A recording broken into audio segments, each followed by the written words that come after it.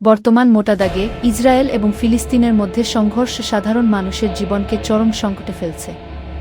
ঘরবাড়ির ধ্বংসাবশেষ, উড়িয়ে দেওয়া ভবন এবং একটি নিস্তব্ধ শহরের চিত্র মনে করিয়ে দেয় মানুষ কিভাবে তাদের মৌলিক অধিকারগুলো থেকে বঞ্চিত হচ্ছে। শত শত শিশু প্রতিদিনের মৌলিক চাহিদা থেকে বঞ্চিত, যেমন খাবার, জল এবং নিরাপত্তা। তাদের নিষ্পাপ মুখগুলো যখন কষ্টে থাকে তখন মানবিক হৃদয়গ্রস্ত হয়। আমাদের উচিত প্রতিবাদের পরিবর্তে সহানুভূতি এবং সমর্থন দিয়ে ফিলিস্তিনের মানুষের পাশে দাঁড়ানো। একটি শান্তিপূর্ণ ভবিষ্যতের জন্য আমাদের সকলের একসাথে কাজ করার সময় এসেছে। ফিলিস্তিনের জনগণের জন্য আমাদের দোয়া এবং সমর্থন কোনো ফালতু কিছুর প্রতীক নয়, বরং এটি মানবতার খোঁজের একটি প্রমাণ। আমরা যখন আল্লাহর কাছে প্রার্থনা করি তেমনভাবে যেন আমাদের দেশে ও বিদেশে শান্তির বার্তা সঠিকভাবে পৌঁছায়।